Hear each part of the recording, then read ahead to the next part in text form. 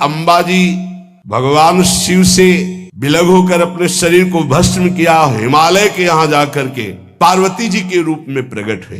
हिमालय पुत्री पार्वती बाल्यावस्था से ही निरंतर ध्यानस्थ रहना शिव अनुराग में। जब किशोर अवस्था हुई, किसी से कोई संभाषण नहीं करती थी माता जी, हर समय भगवान शिव के ध्यान में निमग्न रहना, कठोर तप करना शुरू कर दिया। जो बिल्व पत्र सूख कर गिर जाते थे, माता जी उसको अपने मुख में रख करके पा लेती। एक बिल्व पत्र, अपर्णा, शरीर सूखने लगा। माता जी का नाम अपर्णा। भारी तपस्या। भगवान शंकर को एकदम बोध हुआ कि सती का जन्म पार्वती के रूप में हिमालय के यहां हो चुका है और वो हमारे लिए कठिन तपस्या कर रही है। तो सप्त ऋषियों को बुलाया और उनसे कहा कि जाओ इनके प्रेम की परीक्षा लो। सप्त ऋषियों, जाओ, हमारी आज्ञा है, पार्वती की प्रेम की परीक्षा लो। यदि पास हो जाएं तो उनको तपस्या से निवृत्त करो। बोलो महादेव जी प्राप्त हो जाएंगे। जाओ भवन को चली जाओ, तपस्या की आवश्यकता नहीं। ऋषियों ने जाकर के पार्वती जी को देखा, मानो मूर्तिमान तपस्या विराजमान हो, अस्थिमात्र हुए रहे शरीर, सूखे पत्ते बिल्व के। मुनि बोले, हिमांचल नंदिनी, इतना कठोर क्या प्राप्त करना चाहती हो? किसकी आराधना कर रहे हो? तुम्हारा लक्ष्य क्या है? यदि हम सुनने के अधिकारी हों तो आप कृपा करके बता सकती हैं। पार्वती जी ने कहा, मन बड़ा सकुचाता है आपसे ये बताने में। आप लोग कहीं मेरी हंसी ना उड़ा दें जो मेरा लक्ष्य है। मैंने भी बहुत सिखाने की कोशिश की, लेकिन मेरा मन नहीं मान रहा, हठ पकड़ लिया है। क्योंकि मेरे गुरुदेव ने मुझे जो आकर के बचपन में बता दिया, मैं वही हृदय से स्वीकार कर ली। मुनियों, वैसे आप भी हंस दोगे, ऐसा लगता है जैसे हम भारी प्रबल धारा में बालू का बांध बनाना चाहती हैं। कहां भगवान शिव और कहां मैं? मेरे गुरुदेव नारद ने बचपन में आकर के कहा, तुम्हारे पति देवाधिदेव महादेव होंगे। बस मैं तब से अपने पति की प्राप्ति की आराधना कर रही हूं। पता नहीं आप मेरी बात सुनकर हंसेंगे कि मानो बिना पंख के मैं आकाश को छूना चाहती हूं। ऋषि हंस पड़े और कहा, बात तो सही है, पर्वत से उत्पन्न हुई हो तो इसलिए तुम्हारी बुद्धि भी हमें लगता है जड़ ही है। नारद के उपदेश से आज तक किसी का घर बसा है? नारद के उपदेश से किसी का घर बसा है? अरे जिस जिसका उपदेश किया उसको बैरागी बना दिया, गृहस्थी तो बनाया नहीं। नारद उपदेश सुनकर किसी का घर बसा हो ऐसा तक प्रमाण नहीं है। देखो, दक्ष के पुत्रों को उपदेश किया, 10,000 एक को 1,000 एक, लौट कर नहीं आए, सब बैरागी बन गए। गुरु नारद जी की जो सीख सुना बर्बाद हो गया, बाबा जी बन गया, भजनानंदी बन गया। वैसे हम बताएं, नारद जी हैं बड़े कपटी, ऊपर से साधु का चिन्ह, अंदर से कपट। क्या कपट? उसके संसार का नाश कर देते हैं, भगवान से जोड़ देते हैं। मुझे नारद जी की बात कम समझ में आती है। ये उल्टा बोल रहे ऋषि परीक्षा के लिए, गुरु निष्ठा हटाने के लिए, समझ रहे हो? पार्वती जी ने कहा, बचपन में मेरे गुरुदेव ने बता दिया, वही मैं। नारद जी की बात आज तक घर किसका? जो नर नारी नारद की बात सुने भवन त्याग करके भिखारी बन गया, प्रमाण है। उनके वचनों पर तुम विश्वास मान रही हो? महादेव जी को पति, निर्गुण नीलाज कुबेश कपाली, अकुल अगेह दिगंबर ब्याली। नारद जी ने तुम्हें भगवान शिव को पति, बिल्कुल निर्गुण समझो। निर्गुण को बताओ, दूसरा भी अर्थ होता है और एक अर्थ होता है कि कोई गुण नहीं। नीलाज, नंगे धड़ंगे घूमते कभी कभी। दिगंबर, कोई लज्जा नहीं। कुबेश, भाई सुंदर मुकुट लगाए हो, पोशाक पहने हो, नहीं, चिता की भस्म लगाए, मुंडों की माला पहने, बहुत बाघंबर डाल लिया, ये कुबेश है। कपाली, मनुष्य के मुंडों की माला। अकुल, आज तक कोई पता नहीं लगा कि किस कुल के हैं महादेव जी, क्योंकि सब कुलों के मूल है, मूल का मूल वही है, उनके मूल कोई है नहीं।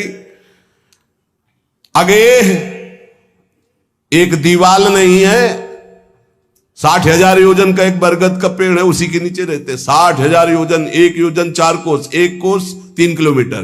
कितना बड़ा वटवृक्ष कैलाश में, एक वटवृक्ष जिसके नीचे रहते 60,000 योजन का, 6 ऋतुएं शोभा देती उसी वटवृक्ष के। और कोई घर तो है नहीं महादेव जी के। और आभूषण भूल मत करना, बड़े बड़े विषैले सांपों का आभूषण कोई सोना चांदी नहीं पहनते महादेव जी। हमें लगता है ऐसा दूल्हा के लिए ऐसा तप, नारद जी ने ठग लिया तुम्हें, पागल बना दिया तुम्हें। देवाधिदेव महादेव के सुनो, इन्हीं ने शिक्षा दी थी सती को, ऐसे बौरे पति मिले, आग में जाके शरीर भस्म करना पड़ा। इसलिए हम तुम्हें बता रहे हैं कि बहुत सुंदर दूल्हा हम देख के आए हैं। हम जान गए थे कि तुम तपस्या कर रही हो। हरि का नाम सुना है? बैकुंठ में रहते हैं, बहुत सुंदर हरि है। यदि उनका आप वर्ण कर ले तो सुखी हो जाएंगे। बैकुंठ राजधानी, अब आभूषण उनके क्या कहना, पार्षद सही। ऐसे शिव जो चिता की राख लगाते हैं, सांपों की माला पहनते हैं, मुंडों की माला, सांप का जनेऊ, बाघंबर, हमें तो पसंद नहीं आए। और हमारी बात मान लो, ऐसे के पास स्त्रियां टिक नहीं सकती जिनके घर नहीं, आभूषण नहीं, धन नहीं, कोई भोग सामग्री नहीं, उदासीन, उनको किसी से मतलब नहीं। बहुत सुंदर त्रिभुवनपति, बड़े सुशील गुणवान, जिनका यश वेद गाते गाते अघाते नहीं है, कोई दोष नहीं, सद्गुणों के समुद्र, लक्ष्मीपति, वैकुंठाधिपति। तुम्हें कुछ नहीं करना, हां बोलो, वो आएंगे, गरुड़ पे बैठाल के ले जाएंगे, तपस्या करने की जरूरत नहीं। पार्वती जी बहुत हंसी, सुनति विहसी कहा वचन भगवान। अच्छा अच्छा अच्छा, आपने ठीक कहा कि पर्वत से हमारा प्रादुर्भाव हुआ है, इसलिए आपको यह भी पता होगा कि पर्वत बहुत हठीला होता है, जहां डटा है वहीं डटा रह सकता है। सुनो, पर्वत से सोना भी उत्पन्न होता है, जो आग में जलाने पर भी अपना तेज बढ़ाता है, घटाता नहीं।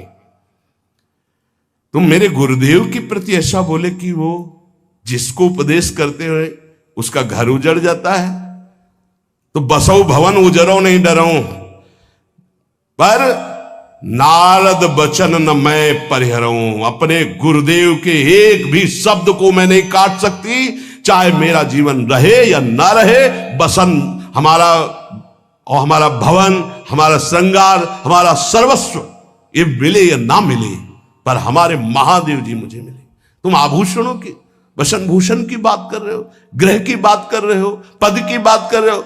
गुरु के वचन प्रतीति न जेहि, सपने हूं सुगम ना सुख सिद्धि तेहि।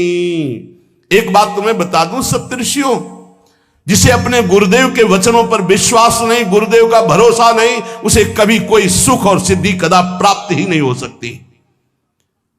महादेव ओ गुण भवन विष्णु सकल गुण धाम, जय कर मनोरम जाहि संते ही सन काम। आपने बताया कि महादेव में कोई गुण नहीं है और विष्णु समस्त सद्गुणों के धाम है, मैं मानती हूं, लेकिन मेरा मन महादेव जी से रम गया है। 1000 बार आकर के, सैकड़ों बार आकर महादेव जी भी कहें कि अपने गुरुदेव के वचन छोड़ दो, तो मैं अपने गुरुदेव के वचनों का त्याग करने वाली नहीं। आप जा सकते हैं, बहुत जगत में कुंवारी कन्याएं और कुंवारे वर हैं, उनका ब्याह करा दीजिए। मेरी तो केवल एक ही बात रहेगी, हर जन्म महादेव जी के लिए।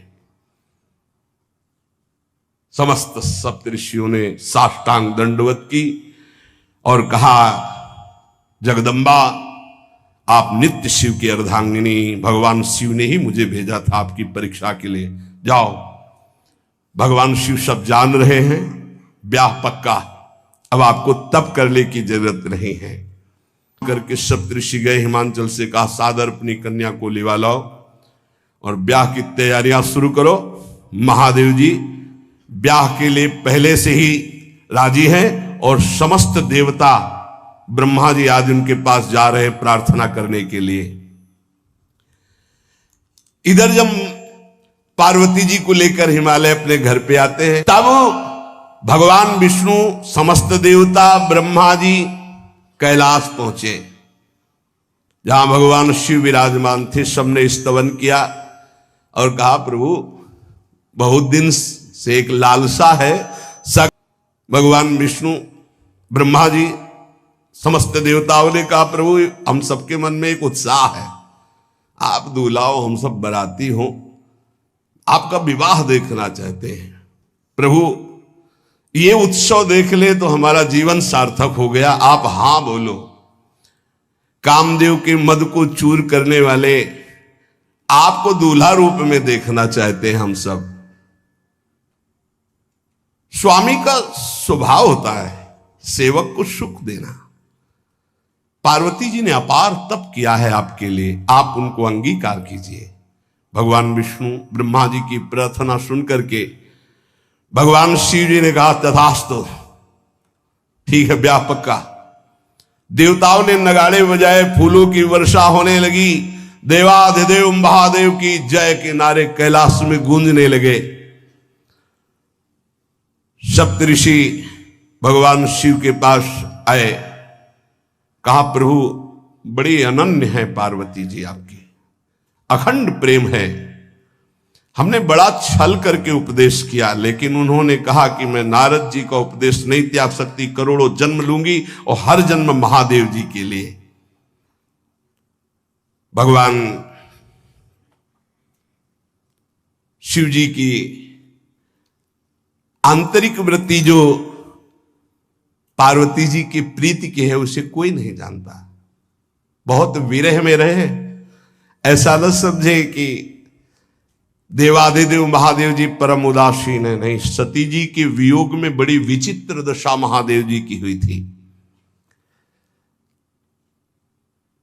सप्तऋषि फिर गए पार्वती जी के पास और कहा भी बीच में घटना घट गई, कामदेव गया था महादेव जी की समाधि को भंग किया, तो महादेव जी ने कामदेव को भस्म कर दिया, तो अब ब्याह का मतलब क्या रह गया।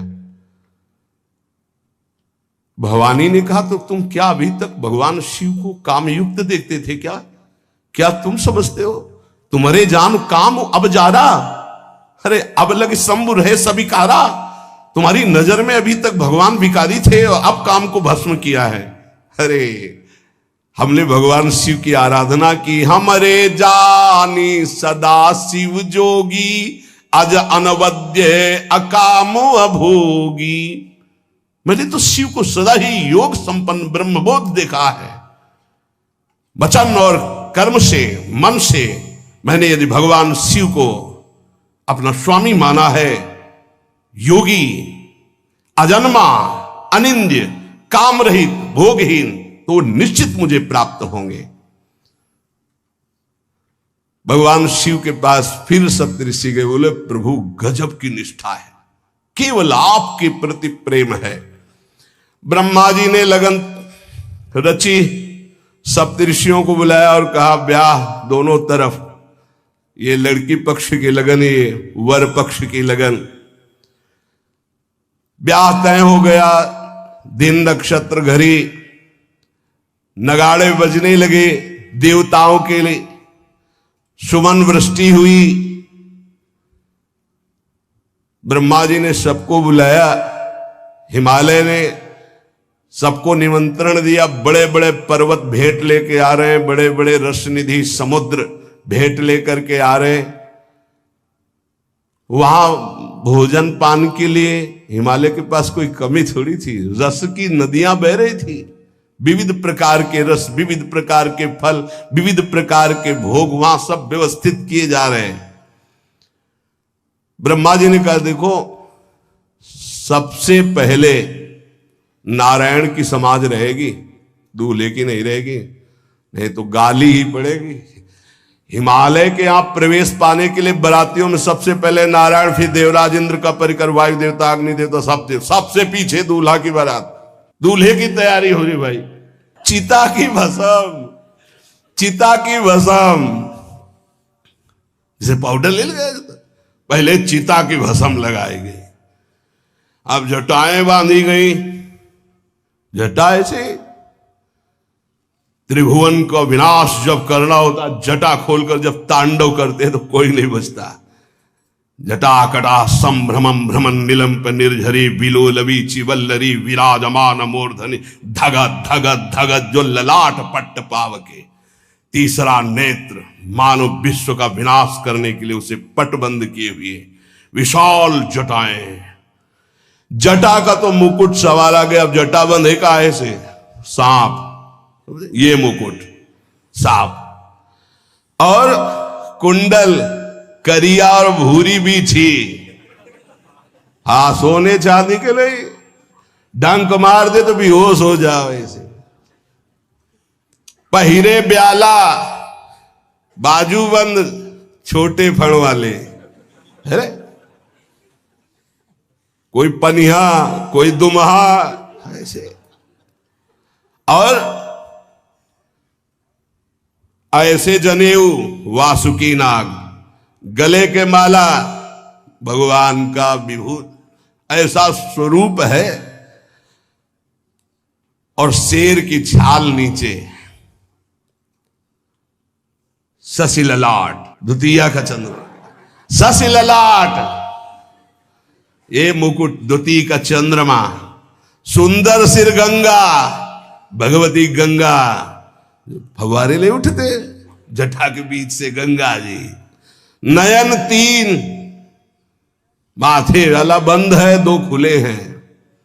उपवीत भुजंगा, जनेऊ वासुकी नाग, गरल कंठ, नीलकंठ विष यहां रोके हुए, और मुंडों की माला, हाथ में त्रिशूल, डमरू बंधा हुआ, नंदकेश्वर पे सवार। बोले ऐसे दूल्हा के लिए दुल्हन तो त्रिभुवन में नहीं मिलेगी, ऐसा दुल्हन दुल्हन का मिलेगी। अच्छा, दूल्हा सज गया, ब्रह्मा जी ने देखा, बोले महाराज आगे आपकी सवारी। नारायण भगवान उनके चतुर्भुज पार्षद, शोभा सुगंध सौरभ, आगे गरुण पे सवार, पीछे हंस पे सवार ब्रह्मा जी अपना परिकर, देवराज इंद्र, भगवान विष्णु जी दूल्हे की तरफ देखे, बोले महाराज विष्णु कहा अस बिहस तब बोल सकल दिशराज, बिलग बिलग होई चलो सब निज निज सहित समाज। कोई भी दूल्हे के पास मत फटको,